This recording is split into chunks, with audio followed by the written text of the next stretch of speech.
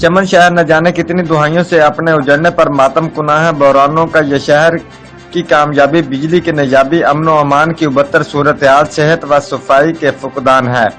मजीद तफसीलात बलोचिस्तान चमन से हमारे जियो एक्सप्रेस न्यूज के एंकर पर्सन हबीबुल्लाह बशीर दोस्त से जानते हैं।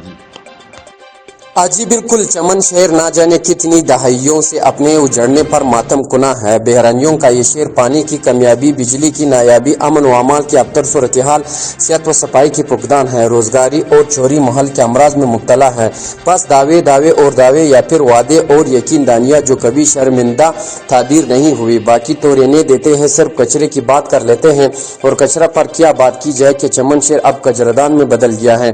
टीवी चैनल चिखते रहते हैं, अखबारात सियाह होते रहते और शहरी बेहाल हो चुके हैं। लेकिन अरबाब इख्तियार है कि बेरे बने हुए, जगह जगह कचरे के अनबार, शहरियों का जीना दोबर। चमन शहर की शाहराहों पर लगे कचरे की ढेर से शहरियों का गुजरना मुश्किल हो गया। आजकल अगर चमन शहर में कचरे के अनबार पर नजर दौड़ाई जाए तो लगता है कि 50% भी कचरा ठिकाने नहीं लगाया जा रहा है।